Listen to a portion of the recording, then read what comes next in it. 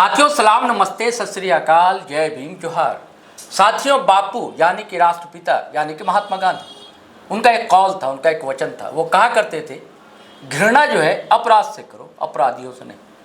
ये दरअसल ये बातें मैं क्यों कह रहा हूँ दोस्तों, क्योंकि आदिवासी बहुल जितने भी स्टेट हैं हमारे देश में, चाहे छत्तीसगढ़ हो, उड़ीसा हो और झारखंड हो, और हम झारखंड की राजधानी रांची में बैठकर बातें कर रहे हैं। आज ही डीजीपी की एक प्रेस कॉन्फ्रेंस थी, वहीं से लौटे हैं क्राइम बीट पर लंबे दिनों से काम कर रहे सीनियर जर्नलिस्ट, अभी हिंदुस्तान अखबार के स्पेशल कॉरेस्पॉन्डेंट हैं अखिलेश सिंह, अखिलेश भाई हमारे। तो उनसे आज हम समझना चाहते हैं, ये सिर्फ बापू के वचन की बात नहीं है। बात यह कि हमारे झारखंड में अपराध का ग्राफ इतनी तेज़ी से बढ़ता क्यों जा रहा। अब मैंने आदिवासी बहुल राज्यों की बात की जो जंगलों से घिरा हुआ, हरितिमा की एक छटा देखने को मिलती है, लेकिन उसी तरह जो है लाल कॉरिडोर भी समानांतर में खड़ा दिखलाई देता है, चाहे उड़ीसा हो, चाहे छत्तीसगढ़ हो, चाहे झारखंड हो। तो हमारे साथ है अखिलेश सिंह है, बहुत शुक्रिया, सीनियर जर्नलिस्ट है। तीन सब जानने की समझने की कोशिश करेंगे कि क्राइम का जो ग्राफ है हमारे झारखंड में क्यों इतना तेज़ी से बढ़ रहा है। जी अखिलेश भाई बताएंगे आप। शहरोज जी देखिए, वक्त के साथ पुलिसिंग को बदलना चाहिए जी, लेकिन हम देखते हैं कि जो पुलिसिंग की जो बदलाव का जो रफ्तार है वो बहुत धीमा है और अपराधी कई बार जो तकनीक अपराधी सीख रहे हैं और वो काफ़ी तेज़ी से बदल रहे हैं। चाहे आप झारखंड में देखेंगे साइबर अपराध की धरती एक तरह से हो गई, जामताड़ा हो गया। और वो जामताड़ा में एक क्राइम के ट्रेंड को आप पकड़िए, पहले वहाँ नशा खुरानी होता था, बाद में जैसे जैसे तकनीक आया तो वही लोग जो थे नशा खुरानी जो करते थे वो साइबर अपराध में आ गए। तो एक तरह से वो एक अलग मॉडल्स था जो झारखंड की धरती से वो बहुत तेज़ी से वो कहें कि यहाँ से जामताड़ा में बैठ के पूरे देश में अपराध हो रहा था। एक अलग चीज़ हो जाता है, जैसे कोयला और खनिज है हमारे यहाँ पे, तो उन चीज़ों की तस्करी होती है, तो उससे भी जो जुड़ा गिरोह होता है, जो अपराधी तत्व होते हैं या फिर जो माफिया होते हैं, पॉलिटिशियन संरक्षण भी होता है कई बार, तो वो एक तरह से अपराध उससे भी एक तरह से कहें तो बढ़ा है और या एक तरह से लोग अपराध की तरफ बढ़े हैं। नक्सलिज्म और या फिर एक तरह से कहें कि ग्रामीण क्षेत्र में रोजगार का भी अभाव रहा है, तो उसके चलते लोग नक्सल की तरफ गए। जो एक तरह से कहें कि सामाजिक भेदभाव है उससे नक्सल की तरफ लोग अट्रैक्ट हुए। नक्सल भी एक लॉ एंड ऑर्डर का एक वजह बना के कैसे कई जगह पे ग्रामीण क्षेत्रों में जो है वो जो युवा है वो सीधे नक्सल की तरफ अट्रैक्ट हुआ। आज से 2 दशक 3 दशक पहले वो एक ज़्यादा नंबर में, तो एक तरह से वो एलिमिनेट हो रहे हैं। और चूँकि नए युवा जो है वो नक्सल की तरफ तो नहीं जा रहे हैं, लेकिन वो अलग अलग जो जैसे कि मैंने कहा कि कोयला क्षेत्र है या फिर खनन का क्षेत्र है, तो उन जगहों पर अखिलेश जी मैं चाहता हूँ कि अलग अलग आप बातचीत करें। जैसे कोयलांचल वहाँ का क्या है अपराध, एक सिंह मेंशन था, अब उनकी कितनी दखल है बताया जाता था और राजनीतिक दखल भी रही, और उसके बाद वासेपुरी जिसके नाम से फिल्म भी बनी, उनके भी चर्चा अलग से हो। और नक्सलिज्म जो मैंने लाल कॉरिडोर की बात की, पहले तो कहा गया था कि पिछले जो सरकार थी भाजपा की रघुवर दास की अगुवाई में, तब काफ़ी हद तक कंट्रोल तो हुआ था, ये आप भी मानते होंगे। बिल्कुल। लेकिन उसके बाद तेज़ी से जो है नक्सलवाद भी बढ़ता हुआ दिखलाई दे रहा है। चाहे सारंडा की बात हो, चाहे अभी बोकारो की बात हो जिसको लेकर डीजीपी ने पीसी की, आप भी वहाँ गए थे।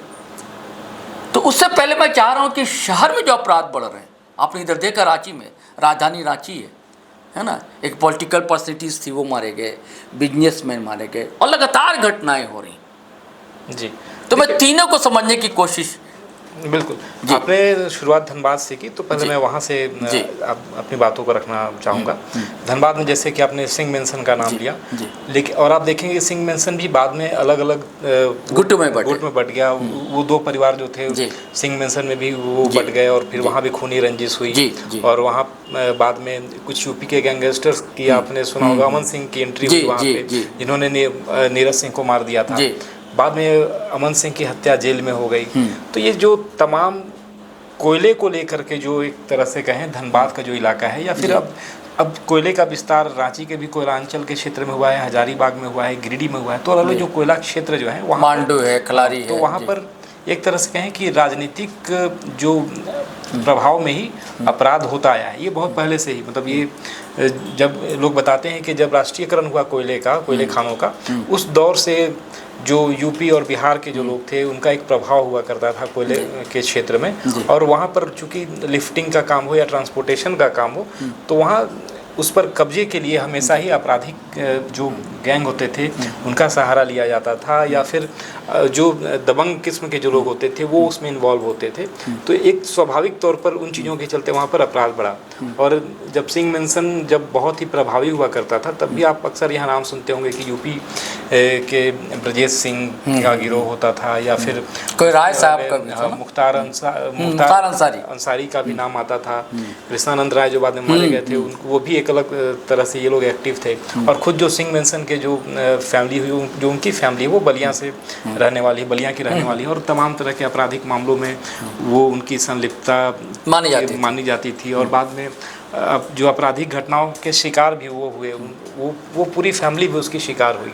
और बाद में जो बाघमारा का इलाका आप देखेंगे अभी, वहाँ काफ़ी कोयले को लेकर काफ़ी हमेशा कुछ ना कुछ लॉ एंड ऑर्डर का पिछले दिनों भी सामने आई, वहाँ कुछ ना कुछ वारदात होते हैं। तो पूरा जो मामला है वह कोयले से जो कमाई होती है, जो उस पर उगाही होती है, जो लिफ्टिंग का काम होता है, ट्रांसपोर्टेशन का काम होता है, तो उस पर कब्जे से जुड़ा हुआ है। और तमाम गिरोह, चाहे वो सिंह मेंशन से जुड़े लोग हों, या फिर बाघमारा में जो लोग आज के वक्त में सक्रिय हैं, या फिर जो लोग, मैंने कहा कि जो नए क्षेत्र अब बन रहे हैं, जो कोयला क्षेत्र जैसे चतरा, लातेहार, तो हर जगह हर इलाके में जो माफिया तत्व हैं वो सक्रिय हुए। हाल में आपने देखा कि जिस तरह से अमन साहू का इनकाउंटर हुआ, तो अमन साहू भी हाल के दिनों में कोयला क्षेत्र में काफ़ी सक्रिय हुआ था।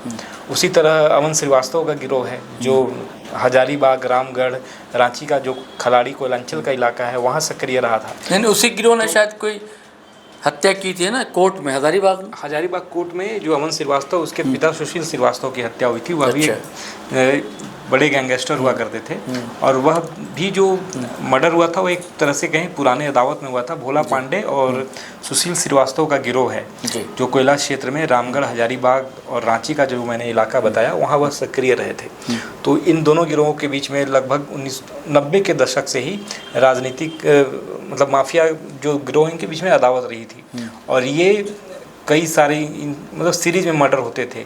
और उसी सिलसिले में बाद में कहा जाता है कि जब भोला पांडे की हत्या हुई, वो पुलिस कस्टडी में हत्या हुई थी, और वो हत्या श्रीवास्तव गिरोह ने कराई थी। तो एक तरह से उस हत्या के बदले के तौर पर बाद में सुशील श्रीवास्तव की हत्या विकास तिवारी ने कर दी थी, जो भोला पांडे का भगिना हुआ करता था। तो इस कोयला का जो क्षेत्र है, कोयला क्षेत्र है, वो शुरू से ही मतलब बीते कई दशकों से, जब से एक तरह से कहें कि जब से कोयला का उद्योग जब से एक तरह से कहें या खनन जब से शुरू हुआ, उसके साथ साथ ही एक अपराधियों और माफियाओं का भी एक कहें और पॉलिटिकल लोगों का सपोर्ट मिलता रहा, उनकी भी एक कंपनी साथ साथ बन गई। हाँ। तो ये है कोयला, यानी कि पॉलिटिकल लोगों का सपोर्ट रहा, तभी ना ये रहा है और शुरू से रहा है, और उनके राजनीतिक संरक्षण में ही ये चीज़ें होती रही हैं अब तक। तो अभी देखिए एक नया उभर कर सामने आया, फ़हीम खां का ही शागिर्द था, कौन था, प्रिंस खान। हाँ। तो उसको पुलिस क्यों नहीं कंट्रोल कर पाई या पकड़ पाई? प्रिंस खान जो है वह बीते कुछ सालों से दुबई और शारजहां के इलाकों, वो अभी किया है ना, वो पिछले 1 साल पहले मुझे लगता है, पिछले 1.5-2 साल पहले वो जब उसके खिलाफ में जब दबिश हुई, और उस दौरान बाद में यह बातें सामने आई कि उसने फर्जी नाम पर बाकायदा थाने से उसने अपने पासपोर्ट का भी वेरिफिकेशन करा लिया, और उसका पासपोर्ट भी जारी हो गया जो एक दूसरे नंबर से जारी हुआ, और उसके बाद वो दुबई चला गया।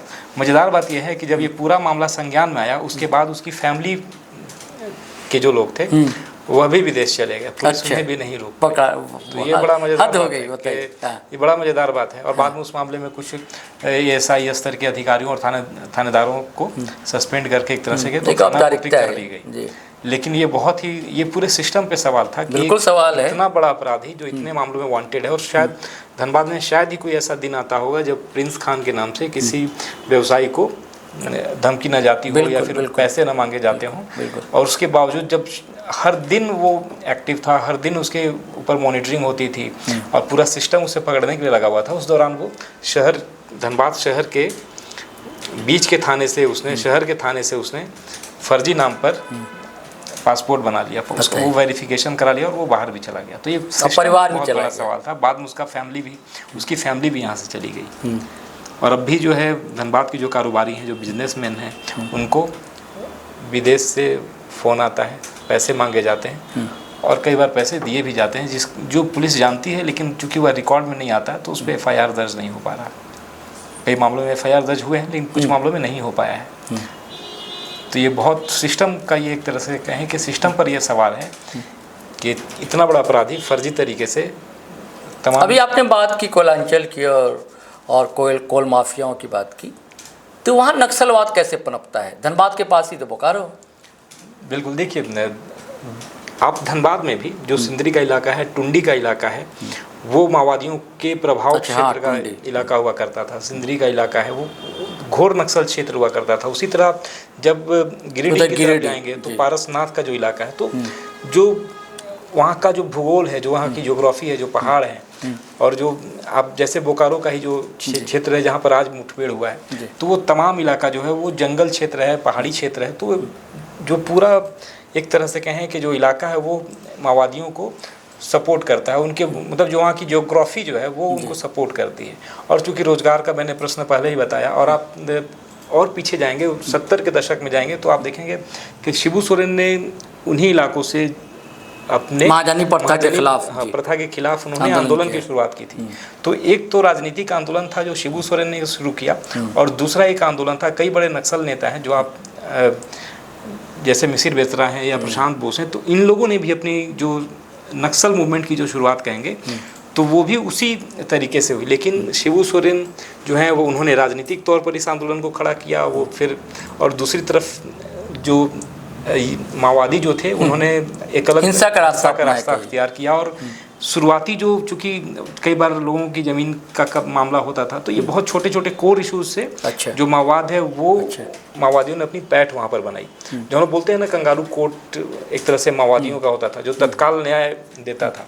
तो उसके चलते जो है कई बार जो दबंगों ने किसी की ज़मीन कब्जा ली तो माओवादियों ने उसे छुड़ा दिया और तत्काल सज़ा भी दे दी, जन अदालत लगाकर, जनताना अदालत लगाकर। तो उसके चलते जो है शुरुआती में जो ग्रामीण जो होते थे उनका एक तरह से तो संरक्षण जो है वो नक्सलियों को मिलता था और सपोर्ट में मिलता था। तो यही वजह है कि उन इलाकों में माओवाद जो है वो पनपा, और अब तक जो है माओवाद वहाँ पर कहें कि सर्वाइव भी कर रहा है। नहीं, देखिए मैंने पहले कहा कि रघुवर दास के टेन्योर में कुछ दबिश हुई थी, है ना, और फिर पनप रहा है नक्सलवाद जो है झारखंड में। क्या वजह है इसकी, क्या कारण है? इससे थोड़ा मेरी राय थोड़ी अलग है जी। जब 2014 में रघुवर दास जब सरकार में आए तो उन्होंने एक तरह से कहें कि उस समय नई रणनीति अपनाई गई माओवाद को लेकर। उससे पहले आप याद करेंगे तेलंगाना और आंध्रा की तर्ज पर, ग्रेहाउंड के तर्ज पर यहाँ पर जगुआर का भी गठन हुआ, फोर्स बना और अभियान भी चलाए जा रहे थे। ऑपरेशन ग्रीन हंट 2011 से भी चला। बाद में अलग अलग जो माओवाद प्रभाव का जो अलग अलग इलाका था उसे लेकर एक्शन प्लान बना। लेकिन 2014 के बाद एक बड़ा परिवर्तन ये हुआ कि जो माओवादियों का जो एक तरह से कहें जो भी हृदय असली थी, वहाँ पर पुलिस ने कैंप स्थापित करना शुरू किया।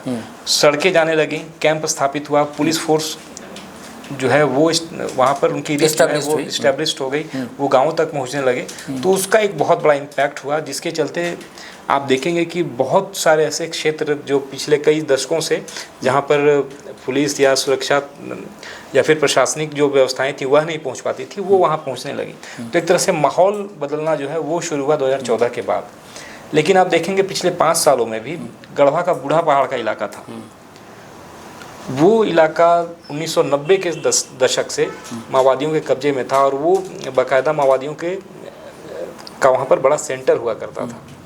तो उस पूरे इलाके को अभियान चलाकर, वो तो हेमंत गवर्नमेंट में शायद हुआ, ये इसी सरकार 2022 की बात है, 2022। और रघुवर सरकार में झुमरा पहाड़ शायद खाली हुआ था। पहाड़ जो है वो देखिए, झुमरा का इलाका हो या फिर कुल्हान ट्राई जंक्शन का इलाका हो या फिर गढ़वा का, ऑपरेशन ऑनगोइंग वो सारे चल रहे थे। ऑपरेशन जो है बाकायदा जिस रफ्तार के साथ आज चल रहे हैं वैसे ही उसी रफ्तार के साथ चल रहे थे। अब हम लोग जो देख रहे हैं, जो रिजल्ट अब सामने आ रहे हैं, वो पुराने 5, 7, 8, 10 सालों के काम का ही नतीजा है कि माओवाद आज यहाँ पर कमज़ोर हुआ है। तो आज जैसे हम लोग यहाँ देखते थे, पढ़ते थे कि 13 एक्शन प्लान चल रहे हैं। झुमरा का एक्शन प्लान अलग होता था, सारंडा एक्शन प्लान अलग था, गढ़वा की तरफ का अलग, कोयल संघ जोन उधर माओवादियों का हुआ करता था, तो उसके लिए अलग एक्शन प्लान था, तमाम चीज़ें थी। तो एक तरह से कहें कि सड़कें, कैंप और विकास को लेके जो ये सारी फंड के जो पैसे थे वो गाँव तक पहुँचने शुरू हुए। लोगों का संपर्क पुलिस और प्रशासनिक व्यवस्था के साथ होना शुरू हुआ। तो धीरे धीरे कई चीज़ें हुई जिनके चलते अब माहौल बदल रहा है और नक्सलवाद या माओवाद जो है वह धीरे धीरे अपने खात्मे की ओर है। और आप खबरों में भी देख रहे होंगे कि गृह मंत्री ने बाकायदा बयान जारी किया है और उन्होंने कहा कि 31 मार्च 2026 की जो तारीख है वह देश में माओवादियों को खत्म करने का एक तरह से डेडलाइन उसको रखा। बस्तर में भी काफ़ी कंट्रोल है। बस्तर में जो है छत्तीसगढ़ का जो इलाका वहाँ लगभग 200 लोग मारे गए हैं पिछले 4 महीने में ऑपरेशन में। और झारखंड में भी जो आज ऑपरेशन हुआ वो एक बहुत बड़ा ऑपरेशन है। और एक साथ सेंट्रल कमेटी मेंबर, सैक मेंबर, जोनल कमेटी के मेंबर, ये 3 बड़े लोग जो है जिनकी मौत की पुष्टि हुई है, मतलब 8 लोग मारे गए हैं और ये 3 जो हैं बड़े लोग हैं। 5 लोगों की पहचान अभी होनी है, हो सकता है कि उसमें भी कोई माओवादी कमांडर हो जो बड़ा इनामी रहा हो या कुछ भी। लेकिन ये एक तरह से कहें झारखंड में अब तक के नक्सल अभियान में सबसे बड़ा मुठभेड़ था जिसमें कोई सेंट्रल कमेटी का मेंबर मारा गया है। एक जो 1 करोड़ का इनामी विवेक जो प्रयाग माझी हैं, जो वो भी धनबाद की टुंडी के रहने वाले थे। तो एक तरह से कहें कि ये बड़ा अभियान था। आज भी जो हुआ, पुलिस ने जो मार गिराया और नक्सल को लेकर के पुलिस जो है, झारखंड पुलिस जो है वो उसने दबिश बनाई है। सीआरपीएफ और जो जगुआर की जो टीम है वो काफ़ी बेहतर काम कर रही है। अभियान आप देखते होंगे हर दिन सारंडा की तरफ अभियान चल रहा है। हालांकि उसमें थोड़ी कैजुअल्टीज़ पुलिस को हुई हैं हाल के दिनों में, लेकिन वो एक पॉकेट है सारंडा का जो ईआरबी का वहाँ मुख्यालय भी हुआ करता है, ईस्टर्न रीजनल ब्यूरो जो माओवादियों का है। तो उस क्षेत्र में माओवादी अभी हैं, सक्रिय हैं। और बाकायदा आज डीजी ने एक चीज़ बहुत अलग तरह की इन्फॉर्मेशन जी उन्होंने बताया कि झारखंड में जितने भी बड़े माओवादी हैं, जितने भी इनामी माओवादी हैं, सारे लोगों का पिन पॉइंटेड इन्फॉर्मेशन जो है वह कलेक्ट कर लिया गया है। उनकी मौजूदगी कहाँ है, वो किस लोकेशन पे मूव करते हैं, किन लोगों से वह सहायता लेते हैं, उसके अलावा उन्हें कहाँ से फंड मिल रहा है या फिर किस ठेकेदार से पैसे ले रहे हैं। तो एक तरह से कहें कि हर जो बड़ा माओवादी है उसके बारे में इंफॉर्मेशन पुलिस के पास में अब मौजूद है, जो नक्सल ऑपरेशन के लिहाज से भी काफ़ी इम्पॉर्टेंट है। तो आने वाले दिन में पुलिस के लिए भी एक बड़ी यहाँ कहेंगे कि सफलताएं जो है आगे वो मिल सकती हैं। इस पर हम फिर बात करेंगे अखिलेश भाई कि नक्सलिज्म या नक्सलवाद बढ़ता क्यों है, क्यों पनपता है, अगले वीडियो में करेंगे चर्चा। जी बिल्कुल, क्यों। लेकिन अभी हम चर्चा करना चाह रहे हैं कि नक्सलिज्म की बात होगी, कोलांचल की बात कर ली हम लोगों ने। अब शहर में जो अपराध बढ़ रहे हैं आप देख रहे हैं लगातार, क्या इसमें ज़मीन दलाली प्रमुख बात है या पॉलिटिकल कुछ मामला है, क्या वजह है? देखिए, राजधानी रांची में ज़मीन को लेकर हत्याएं जो हैं वह नई नहीं है, सैकड़ों हत्याएं हो चुकी हैं। अच्छा। लेकिन उसे रोकने के लिए कोई प्लान अब तक जो है पुलिस ने पिछले 25 सालों में नहीं बनाया। जी।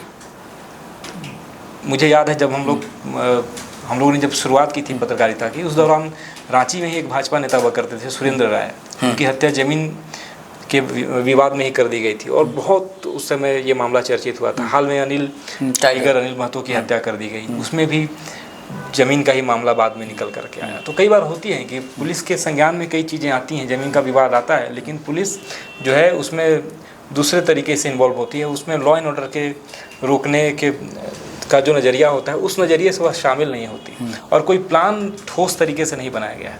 कई बार कई योजनाएं बनी पुलिस की तरफ से कि उस पर ज़मीन दलालों की सूची बनेगी, उनकी थाना हाजिरी लगेगी, उनको उन पर कार्रवाई किया जाएगा, लेकिन आज तक कोई भी एक ऐसा पुलिस का कदम नहीं रहा जो उन पर लगाम लगा सके।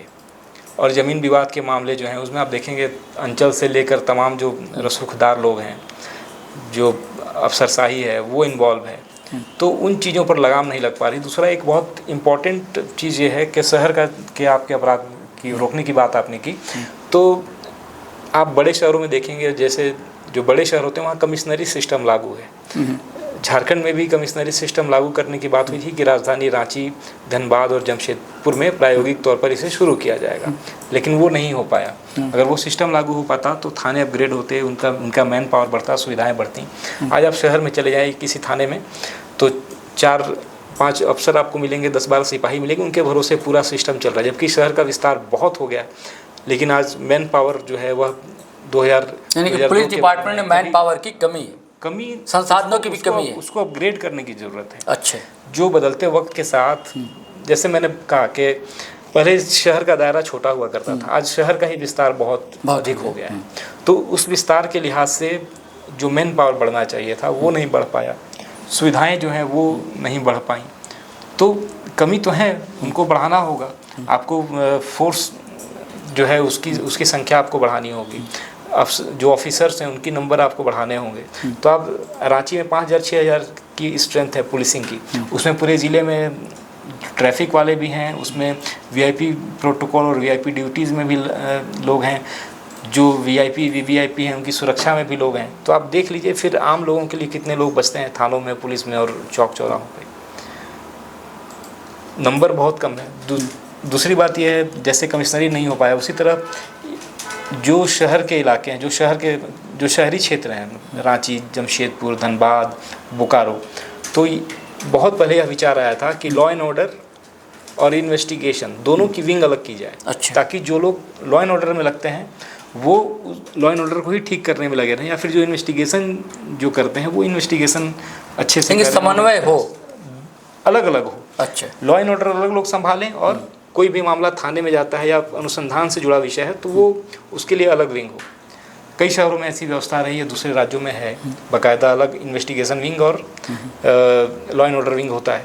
तो थानों में वो विंग नहीं हो पाया। मुझे याद है 2010-11 में ये बातें हो रही थी कि जब शहरी थानों में, रांची में ही प्रायोगिक तौर पर कुछ थानों को चिन्हित किया गया था कि इन थानों को, पुलिस बल को 2 भागों में बांटा जाएगा। जो इन्वेस्टिगेट करेंगे किसी भी केस को, इंपॉर्टेंट केस को, उनको लॉ एंड ऑर्डर ड्यूटी में नहीं लगाया जाएगा, और जो लॉ एंड ऑर्डर ड्यूटी में रहेंगे वो इन्वेस्टिगेशन में नहीं लगेंगे। तो उससे एक बुनियादी चीज़ ये है कि मान लीजिए कि कोई एक पुलिस अफसर, मैं एक पुलिस अफसर हूँ, मैं किसी केस के इन्वेस्टिगेशन से जुड़ा हुआ हूँ, और फिर मुझे कहीं लॉ एंड ऑर्डर में जाना पड़ रहा है, तो उससे इन्वेस्टिगेशन भी प्रभावित होती है, और फिर लॉ एंड ऑर्डर भी आप अच्छे से नहीं उस तरफ भी फोकस नहीं कर पाते हैं। तो राजधानी में जो बुनियादी चीज़ें हैं वो एक तरह से कहें तो वो शक्ल नहीं ले पाई। वो होता तो शायद। अब एक चीज़ पूछना चाहूँगा कि पॉलिटिकल प्रेशर कितना है अपराधियों को, या अपराध को कितना मिल रहा है झारखंड में? देखिए, पॉलिटिकल प्रेशर तो है, प्रेशर नहीं, प्रेशर प्रेशर भी है, लेकिन पुलिस कई बार है राजनीतिक दबाव में काम भी नहीं कर पाती। अब जैसे मैंने शुरू में ही कहा कि कोयला तस्करी का जो मामला है, तो राजनीतिक संरक्षण, और ये भी है कि जो आज अफीम, जो काले कारनामे करने वाले लोग हैं, जब सत्ता बदलती है तो उनकी राजनीतिक निष्ठाएं भी बदल जाती होंगी। बेशक बदलती है, इसीलिए वो पकड़े नहीं जाते। कई बार आप देखेंगे कि मैंने मतलब कोयले की बात तो जग जाहिर है। अभी जब अफीम की तस्करी कई जगहों पर शुरू हुई, चतरा में, खूंटी में, खूंटी, तो आप जब वहाँ के स्थानीय लोगों से बात करेंगे तो आपको खुलकर बताएंगे कि कौन लोग उसमें शामिल हैं और कैसे काम होता है, सारी चीज़ें बताएंगे। लेकिन पुलिस जो है वह कई बार कई चीज़ों को जानने के बाद भी उसमें आँख मूंदे होती है, क्योंकि राजनीतिक दबाव ही होता है ऐसा। तो एक तरह से कहें कि है सारे मामलों में अब कहीं ना कहीं जो बड़े अपराधी हैं, जो बड़े उनको संरक्षण तो मिलता ही रहा है, राजनीतिक संरक्षण। चलिए, बहुत बहुत शुक्रिया अखिलेश भाई, शुक्रिया। फिर हम अगले वीडियो में बातचीत करेंगे। धन्यवाद साथियों, बिल्कुल सही कहा अखिलेश सिंह ने, सीनियर जर्नलिस्ट झारखंड के, सिर्फ रांची के ही नहीं। इन्होंने कहा कि राजनीतिक संरक्षण जब तक मिलता रहेगा अपराध को रोक पाना लगभग नामुमकिन है। मैं मुश्किल तो नहीं कहूँगा, नामुमकिन है फिलहाल।